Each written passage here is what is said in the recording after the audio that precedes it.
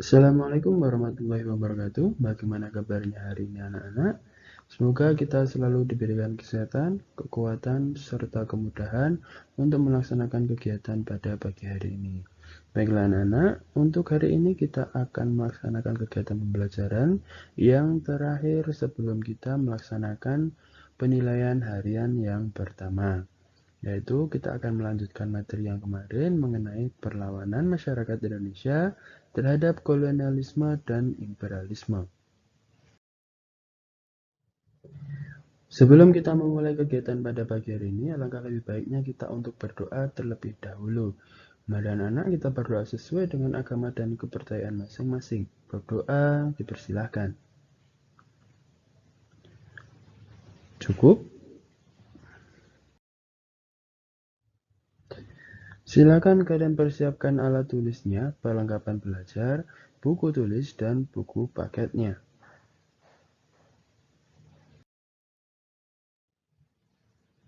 Untuk kegiatan pada pagi hari ini, kita akan belajar mengenai kompetensi dasar 3.3a, yaitu menganalisis masa penjajahan, serta KD 4.3a, yaitu menyajikan analisis masa penjajahan.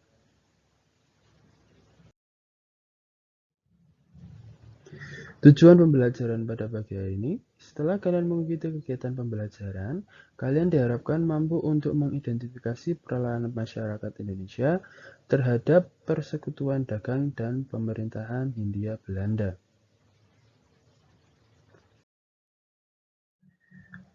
Sebelum kita melanjutkan materi, alangkah lebih baiknya kita akan mereview sedikit materi yang sudah kita pelajari pada minggu kemarin. Materi minggu kemarin kita telah mempelajari mengenai perlawanan rakyat Indonesia terhadap persekutuan dagang. Yang pertama, di sini ada perlawanan rakyat Ternate yang disebabkan oleh Portugis memonopoli perdagangan, ikut campur dalam urusan istana, dan Portugis itu bertindak sewenang-wenang kepada masyarakat.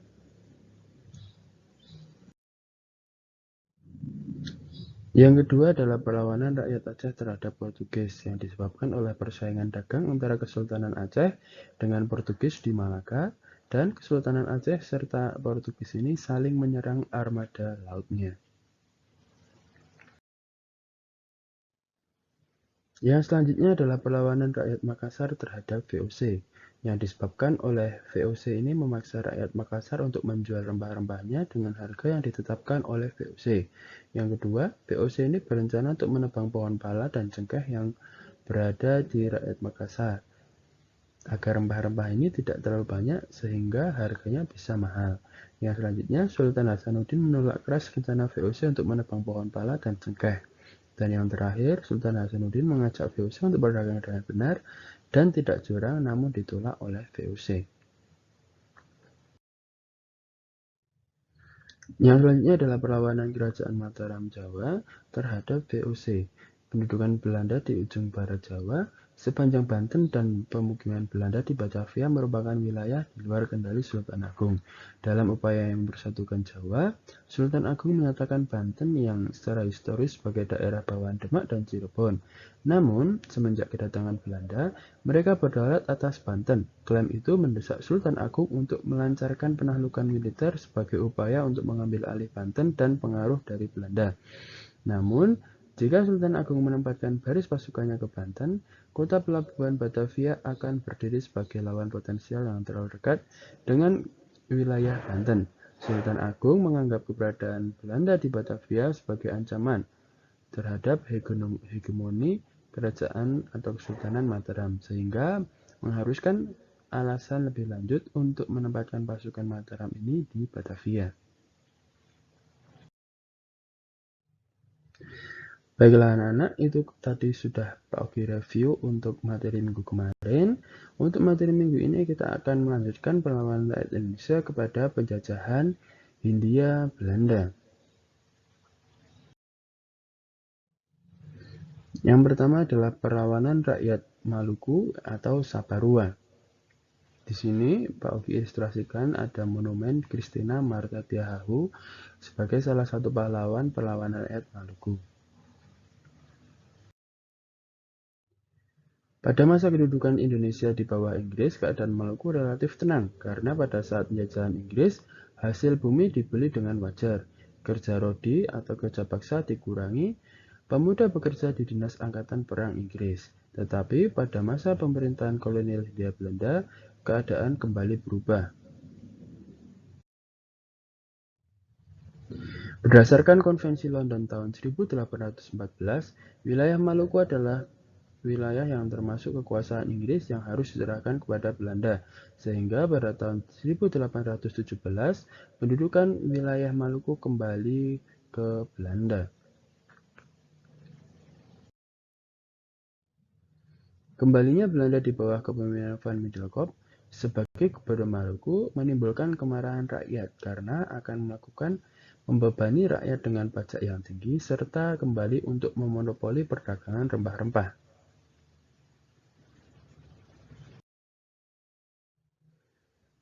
Rakyat Ambon atau Saparua mengadakan perlawanan di bawah pimpinan Thomas Matulesi atau Kapiten Patimura.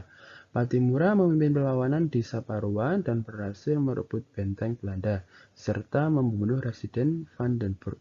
Dalam perlawanan tersebut, turut serta pula seorang pahlawan wanita bernama Christina Marta Tiahahu yang merupakan putri tunggal dari Paulus Tiahahu, teman dari Kapiten Patimura. Perlawanan Patimura dapat dikalahkan setelah bantuan Belanda dari Batavia itu datang.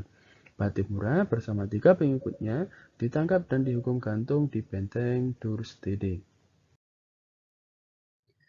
Selanjutnya adalah perlawanan Padri atau Perang Padri yang berada pada Sumatera Barat. Nah, di sini Pak Ogi ilustrasikan salah satu pahlawan yang ada di Sumatera Barat, yaitu Tuanku Imam Bonjol.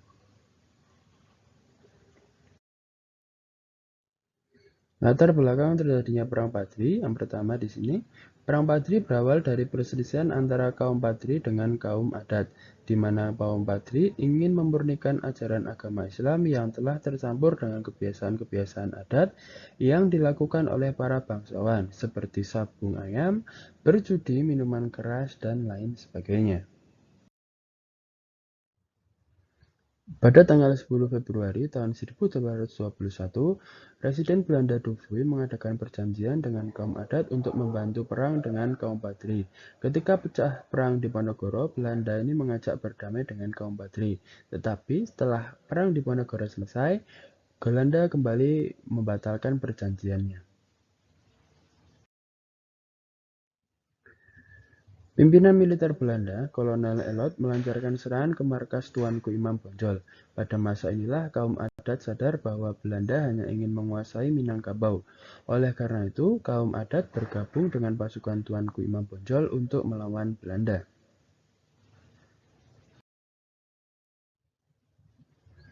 Pada tahun 1832, Gubernur Jenderal Van den Bosch mengirimkan pasukan Sentot Ali Basyah ke Minangkabau, tetapi membelot dan membantu kaum Padri.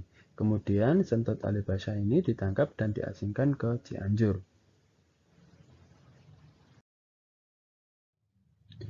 Belanda menerapkan sistem pertahanan benteng stelsel, benteng Fort de Knop di Bukit Tinggi dan benteng Fort Van der Kepler merupakan dua benteng pertahanannya. Dengan siasat tersebut, Belanda akhirnya menang yang ditandai dengan jatuhnya benteng pertahanan terakhir Padri di Bonjol tahun 1837. Tuanku Imam Bonjol ditangkap, kemudian diasingkan ke Priangan, kemudian ke Ambon, dan terakhir di Manado hingga wafat pada tahun 1864. Berakhirnya Perang Padri membuat kekuasaan Belanda di Minangkabau semakin besar. Keadaan ini membuat kemudian mendukung usaha Belanda untuk menguasai wilayah Sumatera yang lainnya. Selanjutnya adalah Perang Diponegoro yang terjadi di Pulau Jawa.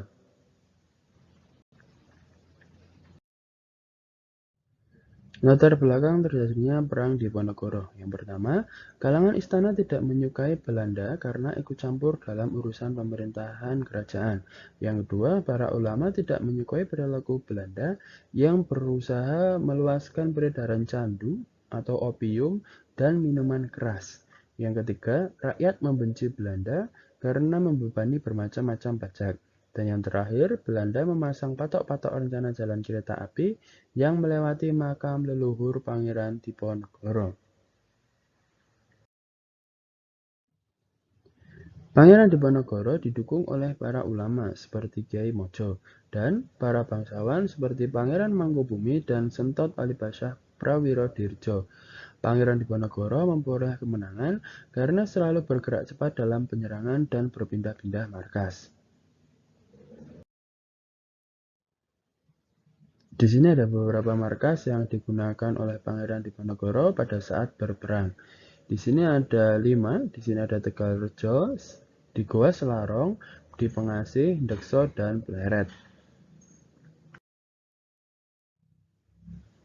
Belanda berusaha mempersempit pergerakan Pangeran Diponegoro dengan menggunakan taktik benteng stelsel, yaitu dengan cara membuat benteng pertahanan dan fasilitas seperti jembatan dan jalan untuk mempercepat mobilitas pasukan pada daerah yang sudah dikuasai Belanda.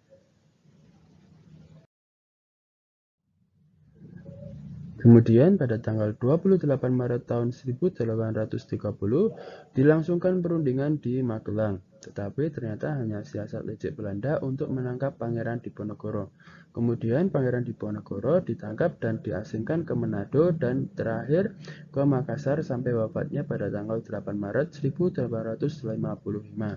Pada tahun 1832, pasukan Sentot Alibasah Prawirodirjo dikirim ke Sumatera Barat untuk membantu Belanda dalam Perang Patri. Yang selanjutnya adalah perlawanan rakyat yang terjadi di Aceh. Latar belakangnya, pada tahun 1871, Belanda dan Inggris menandatangani Traktat Sumatera. Dalam Traktat Sumatera tersebut, Inggris memberikan kebebasan pada Belanda untuk meluaskan wilayahnya di Sumatera termasuk ke Aceh. Aceh menolak adanya perjanjian antara Inggris dan Belanda, sehingga Kesultanan Aceh bekerja sama dengan Turki, Italia, dan Amerika Serikat untuk memperkuat pertahanannya. Karena Sultan Muhammad Daud Shah menolak usulan Belanda agar Kesultanan Aceh mengakui kedaulatan Hindia Belanda, maka sejak tanggal 16 Maret 1873, di bawah kepemimpinan Mayor Jenderal Kohler, menyerang Aceh dengan kekuatan 3.000 pasukan dengan sasaran Masjid Raya Aceh Baitur Rahman. Masjid Raya Aceh Baitur Rahman ini berhasil dibakar oleh Belanda. Semangat jihad atau perang membela agama Islam menggerakkan perlawanan rakyat Aceh. Jenderal Kohler terbunuh saat pertempuran di depan Masjid Baitur Rahman, Banda Aceh. Kohler meninggal dekat dengan pohon yang sekarang diberi nama Pohon Kohler. Siasat konsentrasi stelsel dengan sistem pertahanan dalam benteng besar oleh Belanda tidak berhasil. Belanda semakin terdesak dan korban semakin besar dan keuangan terus terkuras.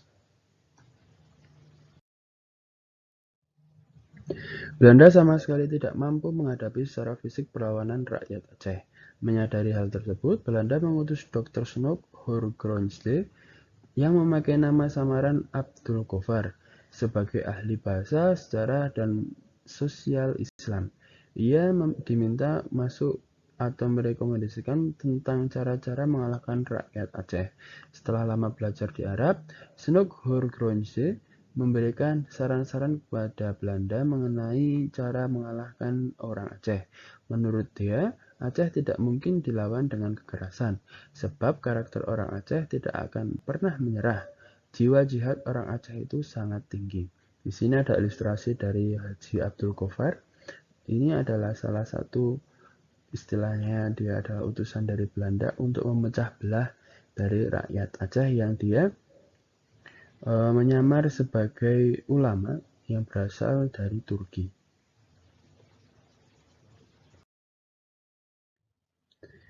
Taktik yang paling mujarab adalah dengan mengadu domba antara golongan Ule Balang atau bangsawan dan kaum ulama. Belanda menjanjikan kedudukan para Ule Balang atau bangsawan yang bersedia untuk berdamai.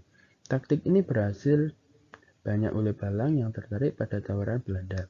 Belanda memberikan tawaran kedudukan kepada para ulil balang apabila kaum ulama dapat dikalahkan.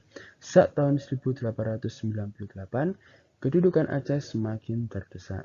Nah, di sini kita bisa lihat bahwa ternyata kalau hanya orang Belanda saja itu ternyata tidak mampu untuk mengalahkan rakyat Aceh. Tetapi jika ada rakyat dari Aceh yang membelot untuk membantu Belanda, itu terjadi perpecahan sehingga rakyat Aceh itu semakin terdesak di Aceh. Banyak tokohnya yang gugur. Teuku Umar gugur dalam pertempuran di Melapo pada tahun 1899. Sultan Aceh yaitu Muhammad Daud Shah ditawan pada tahun 1903 dan diasingkan hingga meninggal di Batavia. Panglima Polim Muhammad Daud juga menyerah pada tahun 1903. Di sini ada ilustrasi dari salah satu pahlawan yaitu Panglima Polim.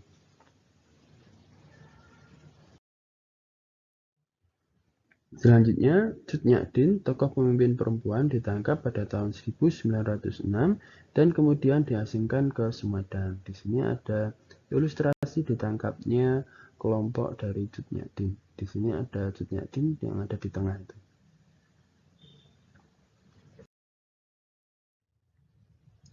Selanjutnya, pahlawan perempuan Cut Mutia juga gugur pada tahun 1910.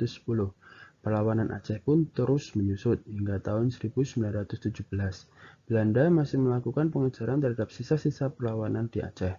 Belanda mengumumkan berakhirnya Perang Aceh pada tahun 1904. Namun demikian, perlawanan sporadis atau perlawanan kecil rakyat Aceh masih berlangsung hingga tahun 1930-an. Di sini ada ilustrasi dari salah satu tokoh pahlawan yaitu dari Cut Mutia.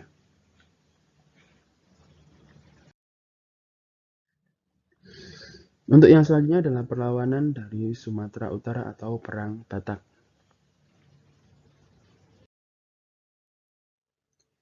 Latar belakang perang meletus setelah Belanda menempatkan pasukannya di Tarutung dengan tujuan untuk melindungi penyebaran agama Kristen yang tergabung dalam organisasi penyebaran agama dengan tokoh penyebarannya adalah Nomensen, yaitu dari orang Jepang. Raja Sisingamangaraja ke-12 memutuskan untuk menyerang kedudukan Belanda di Tarutung. Perang berlangsung selama 7 tahun di daerah Tapanuli Utara seperti di Bahal Batu, Siborong-borong, Balige Lagupoti, dan Lumban Julu.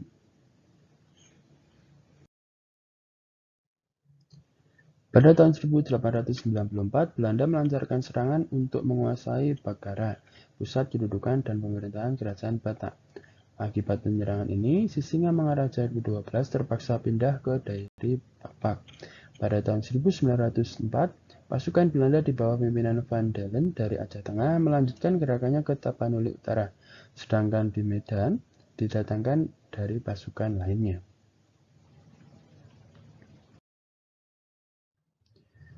Pada tahun 1907, pasukan Marosose di bawah pimpinan Kapten Hans Christoffel berhasil menangkap Boru Sagala. Dia adalah istri dari Sisingamangaraja ke-12 serta 2 orang anaknya. Sementara itu, Sisingamangaraja ke-12 dan para pengikutnya berhasil melarikan diri ke hutan Simsim. Ia menolak tawaran untuk menyerah dan dalam pertempuran tanggal 17 Juni 1907, Sisingamangaraja ke-12 gugur bersama dengan putrinya yaitu Lobian dan 2 orang putranya, Sultan Nagari dan Patuan Anggi. Gugurnya Sisingamangaraja ke-12 ini menandai berakhirnya Perang Batak. Yang selanjutnya adalah Perang Banjar yang berada di Pulau Kalimantan. Perang Banjar berawal ketika Belanda ikut campur tangan dalam urusan penggantian raja di Kerajaan Banjarmasin. Belanda memberikan dukungan kepada Pangeran Tamjidillah yang tidak disukai oleh rakyat.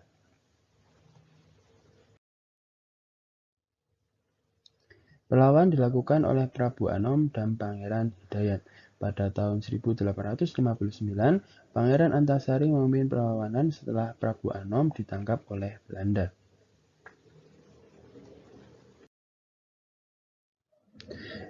Pasukan Pangeran Antasari dapat didesak. Pada tahun 1862, akhirnya Pangeran Antasari menyerah dan berakhirlah perlawanan Banjar di Kalimantan.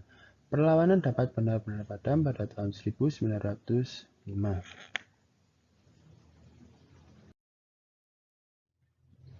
Selanjutnya adalah Perang Jagaragan di Bali.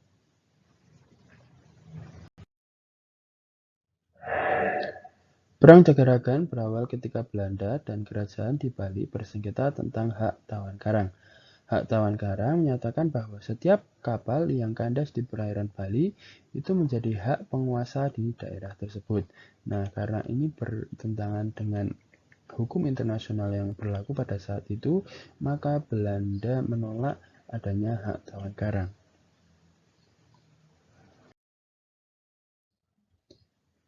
Pemerintah Hindia Belanda memprotes Raja Buleleng yang menyita 2 kapal milik Belanda. Raja Buleleng tidak menerima tuntutan Belanda untuk mengembalikan kedua kapalnya karena sudah ada yang namanya perjanjian hak tawan karang.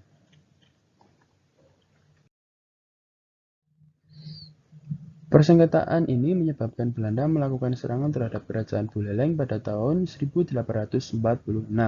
Belanda berhasil menguasai kerajaan Buleleng, sementara Raja Buleleng menyingkir ke Jagaragan dibantu oleh kerajaan Karangasem. Setelah berhasil merebut benteng Jagaragan, Belanda melanjutkan ekspedisi militer tahun 1849. Dua kerajaan di Bali, yaitu Kerajaan Gianyar dan Klungkung, menjadi sasaran Belanda pada tahun 1906.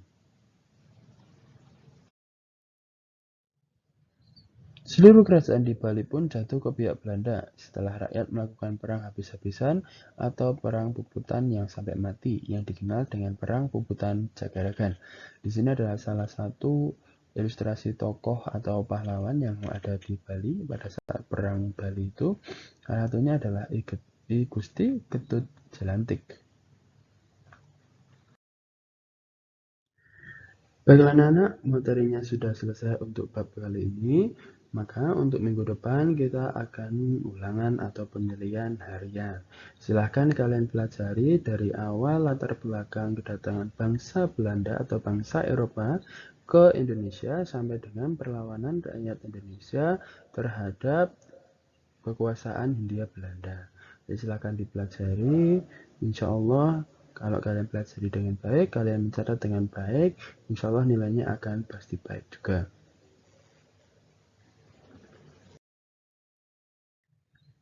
Baiklah anak, kita sampai ke ujung kegiatan pembelajaran pada pagi hari ini. Jangan lupa untuk selalu membuat ringkasan atau catatan di buku tulis kalian dengan memuat nama, pertemuan keberapa, hari atau tanggal, dan submaterinya. Terima kasih telah mengikuti kegiatan pembelajaran dengan baik. Semoga apa yang kita pelajari pada pagi hari ini bermanfaat bagi kehidupan kita yang akan datang.